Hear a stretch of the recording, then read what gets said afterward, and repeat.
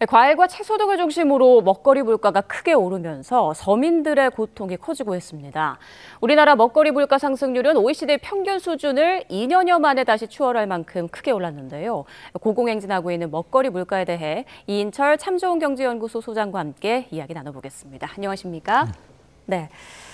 다른 것도 아니고 먹거리 물가가 이렇게 계속 오르다 보니까 서민들의 한숨이 커지고 있는데요. 지금 뭐 과일, 채소, 커피 할 것 없이 다 오르고 있는 것 같아요. 어느 분야에서 좀 가장 많이 올랐나요? 말씀하신 것처럼 이제 이 과일과 채소입니다. 네.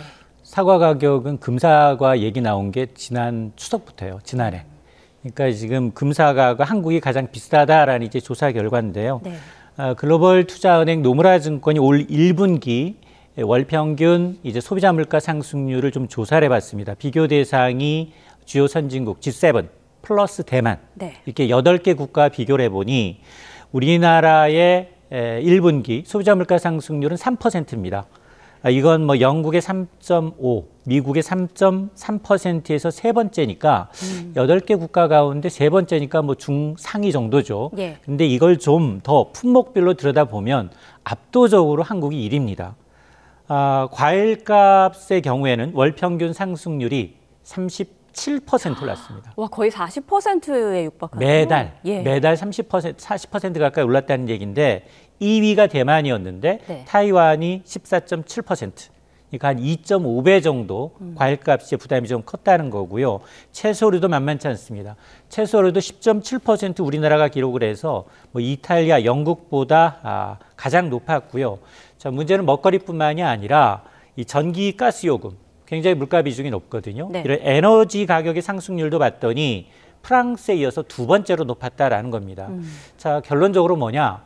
지금 나타나고 있는 물가가 중동발 악재 그리고 이제 기후 변화 여기에다 이제 미국의 고금리 달러 강세인데 자, 이런 이제 이 대외 변수가 우리나라의 경제 구조상 어쩌면 앞으로 계속 지속된다면 가장 물가를 잡기 어려운 국가가 되는 게 아니냐라는 이제 우려가 나오는 대목입니다. 네, 좀 세부적으로 보죠. 대파에 이어서 양배추 가격도 요즘 많이 올랐다고 하는데 어느 정도나 올랐나요? 양배추는 필수 이제 식재료예요. 샐러드뿐만이 아니라 토스트 하시는 분들 맞아요. 그리고 이제 닭갈비 하시는 분들은 이거 빼면 안 되거든요. 그런데 지금 지금 양배추 가격이 이달 들어서 2배 뛰었습니다. 지금 한국농수산식품유통공사에 따르면 지난달 이제 8kg 기준 지금 8, 9천 원 넘었던 것들이 지금 2만 원을 넘어섰거든요. 어마어마하네요. 그렇습니다. 그러니까 뭐 거의 한 2배 이상 올라 버렸는데요. 양배추 값이 계속 오르는 건 이제 기상 악화로 인해 이제 작황 물량이 좀 줄었기 때문인데 양배추가 주로 이제 전남의 무안 해주가 주산지입니다. 근데 주로 이제 이게 흐린 날씨 때문에 작황이 좋지 않았고 또 이 채소 가격이 들쑥날쑥한 데다가 이제 해가 뜨지 않아서 일조량이 줄여서 생산량 자체가 이제 줄어든 것들이 가격 상승으로 이어지고 있는 겁니다. 일부 업주들은 중국산 같은 수입 양배추를 써야 하나 지금 고민을 하고 있다고 하더라고요. 맞습니다. 지금 대파에 이어서 양배추까지 이제 지금 급등하다 보니까 이런 이제 식자재를 마련해야 되는 이제 음식 점주들의 경우에는 부담이 좀 커지고 있습니다. 네. 자영업자 온라인 커뮤니티를 보게 되면 야, 이게 지금 최근 식자재 가격은 폭탄 돌리기다. 이 하나를 피하면 하나가 다시 돌아오고 있다라는 얘기인데요. 국산 양배추를 산다 하더라도 상품성이 좋지 않으니까 썩은 부분 적지 않게 이제 잘라내다 보면 쓸 게 별로 없다라는 얘기고요. 예. 근데 양배추만 오른 게 아니에요. 지금 보니까 파프리카도 20%, 당근도 10% 넘게 올랐습니다. 여기에 풋고추, 대파, 식당에서 자주 사용하는 채소들 다 올랐기 때문에 이것 빼면 식당에 내놓을 수 있는 밑반찬 수가 굉장히 줄어들거든요. 네. 그러니까 자연스럽게 중국산으로 눈이 갈 수밖에 없는 상황인데 특히 이제 대파는 지난달부터 많이 올랐거든요. 대파의 주산지가 주로 전라도, 신안, 임자도인데 수확기가 끝나서 이제 물량 부족이 이어지고 있어서 쉽게 내려가지 않는 부분도 있는데 이게 양배추까지 이렇게 올리다 보니 국산 양배추 쓰지 말고 오히려 중국산 양배추를 좀 써보자라고 하는데 중국산 양배추 가격도 만만치가 않아요. 앞서 우리가 8kg 기준 2만 원까지 올랐잖아요. 네. 1.5kg 기준 지난 17일 농산물 시장에서 15,000원에 거래가 되고 있어서 비싸네요. 여전히 비쌉니다. 네. 그러니까 선택지가 많지 않은 데다가 소비자들은 더 억울한 게 한 통을 사지 전체 8kg을 사지는 않아요. 그렇죠. 한 통에 예년에 한 2,000원 정도에 샀는데 지금 아마 가시게 되면 8,000, 9,000원. 이다 보니 부담이 굉장히 자영업자뿐만 아니라 소비자들의 부담도 커지고 있습니다. 아까 양배추도 그렇고 날씨 영향으로 이렇게 작황이 부진한 경우가 많다고 말씀을 하셨는데 그렇다면 어떤 해결책이나 또 다른 대책은 없는 건가요? 맞습니다. 지금 이제 기상이변입니다. 이게 이제 우리나라만의 문제는 아니에요, 예. 사실. 그러다 보니까 이 전 세계적으로 중장기적으로 온실가스 감축을 위한 노력을 좀 기울여야 되는데 그동안 두세 개의 전쟁을 거치면서 탄소 중립이 다소 이제 좀 퇴색됐어요. 로드맵 자체가. 그러다 보니까 이 기후 변화에 따른 어떤 이 식량을 좀 안보 차원에서 국제적으로 공조할 필요가 좀 있어 보이고 이 양배추의 경우에는 지금 전망이 그래도 6월 정도는 돼야지만 수급이 좀 안정을 찾을 것으로 보고 있거든요. 예. 지금 농업관측센터에 따르면 4월에는 양배추 물량 자체가 공급 출하량 자체가 지난해보다 24%가 줄었어요. 5월에도 8% 정도 줄어들 것으로 보이는데 다행히 5월이 되면 충청 지역에서 양배추가 이제 수확되기 시작하니까 5월 이후 6월 정도가 돼야지만이 가격이 좀 안정세를 찾을 것으로 보여서 네. 그 사이에는 좀 부담스러울 것으로 보입니다. 그러네요. 한두 달 정도 좀 기다려 봐야 될 것 같네요. 또 먹거리 가격 오를 때마다 그나마 좀 부담 없이 먹었던 게 김밥인데요. 김 가격도 좀 많이 올랐더라고요. 이렇게 그렇습니다. 많이 오른 이유가 뭐고 얼마나 올랐나요? 지금 밥도둑이라고 하는 조미김 가격이 많이 올랐어요. 예. 조미김을 판매하는 이제 시장 상위 5개 업체 가운데 3개 업체가 이달 들어서 가격을 순차적으로 올리고 있습니다. 인상폭이 워낙 커요. 10에서 20% 가까이 오르고 있는데 왜 이렇게 인상폭이 크냐? 이유는 크게 두 가지예요. 김 가공하는 원재료를 따져봤더니 원초라는 해초가 있습니다. 네. 이 해초 가격이 1년 전에 비해서 57% 뛰었어요. 그 이유는 뭔가요? 이게 바로 뭐냐?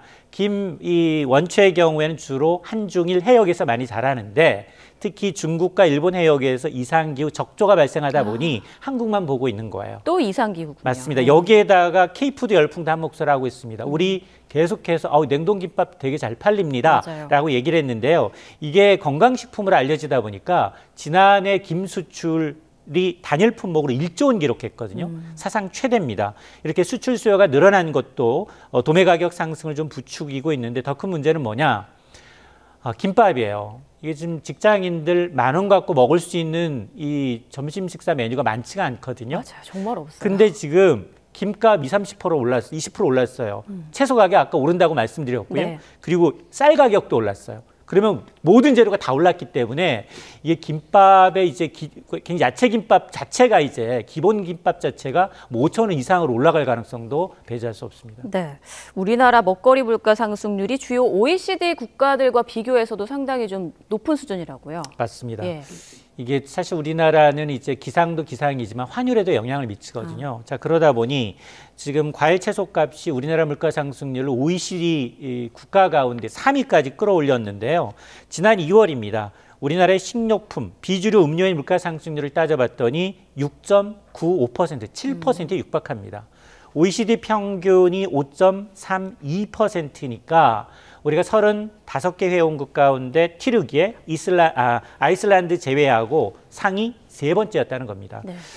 우리나라 이제 먹거리 물가가 OECD 평균을 넘어선 건 지난 2021년 러시아 우크라이나 침공 이후 2년 3개월 만인데 주요국의 이 식료품 물가는 이제 우크라이나 전쟁 촉발한 이제 당시보다는 점진적으로 좀 낮아졌거든요. 예. 정상 궤도에 진입을 하고 있는데 우리나라는 여전히 이제 과일 채소 중심으로 고물가가 이어지고 있는데 지난달 사과 어땠느냐? 사과 1년 전에 비해서 88%, 2월에는 71% 올랐어요. 네. 계속 2배 가까이 오른 물가를 주다 보니 아마 이 지금 통계 작성 이후 가장 높은 상승률, 44년 만에 최고치를 찍고 있는 사과, 과일 가격 급등한 게 선진국에 비해서 굉장히 물가가 비싼 이유입니다. 네, 경제 성장률이 좀 이렇게 많이 올랐으면 좋겠는데 물가 상승률이 높다니까 참 씁쓸하네요.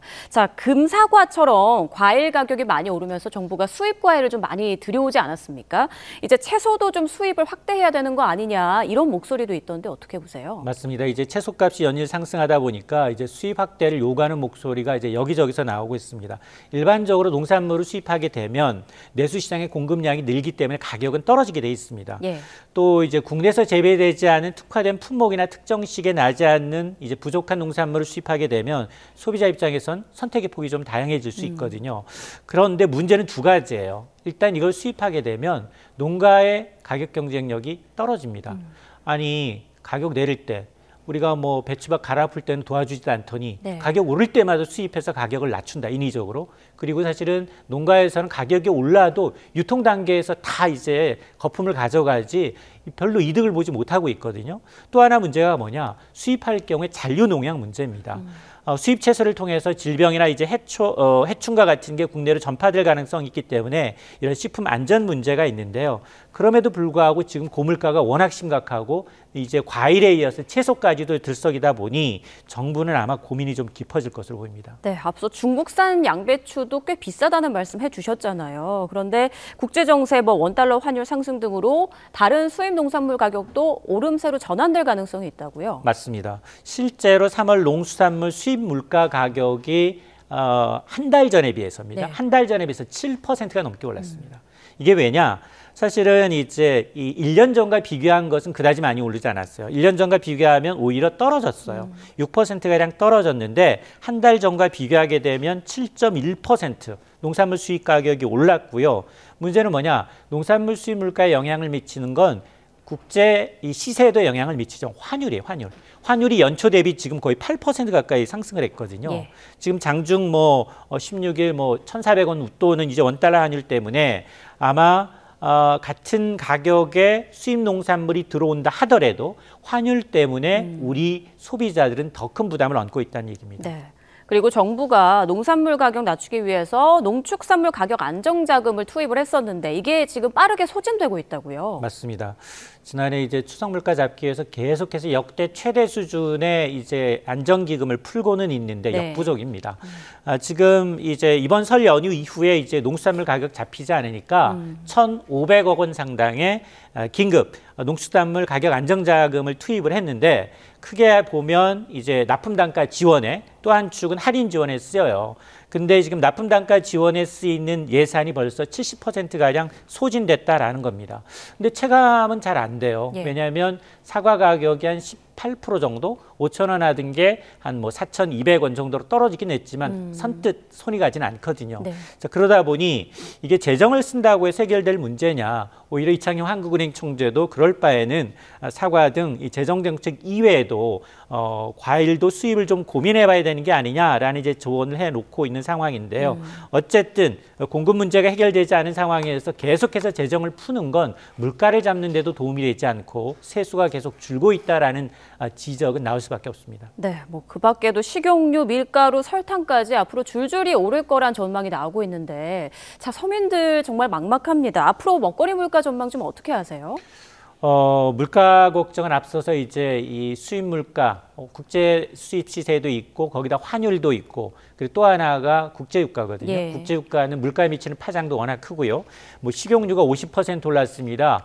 커피의 원두는 70% 올랐고요. 코코아 가격은 3배, 원재료가 선물 가격이 3배 올랐습니다라고 하는데 이게 전부 다 시차를 두고 국제상승분은 자연스럽게 가공식품에 연계됩니다. 네. 가공식품 업체들은 이제 품목에 따라 다르지만 한두 달 내지 2, 3개월 정도 그 이전 낮아진 가격으로 들어왔던 물량이 있어요. 근데 그게 소진되는 시점에 이제 소비자 가격의 인상이 시작이 되거든요. 근데 최근 들어서 지금 피자부터 시작을 해서 치킨, 과자, 그다음에 초콜릿 대부분의 물가가 다 오르고 있거든요. 맞아요. 자, 그러다 보니 당초 정부는 이달 물가 2%로 떨어질 것으로 봐했는데 이건 중동전이 확전되면서 물 건너갔고요. 그리고 올해 물가 상승률 전망치가 한은은 한 2.6%로 보고 있는데 지금 고환율, 고물가, 중동전쟁이 계속 이어진다면 아마 상반기 내 2% 물가 보기는 어렵다. 그리고 올해 목표치 2.6%도 상향 조정할 가능성이 상당히 높습니다. 그렇군요. 다른 것보다도 정부가 이 먹거리 물가 안정에 좀 신경을 많이 써야 될 것 같습니다. 지금까지 이인철 참좋은경제연구소장과 함께했습니다. 고맙습니다.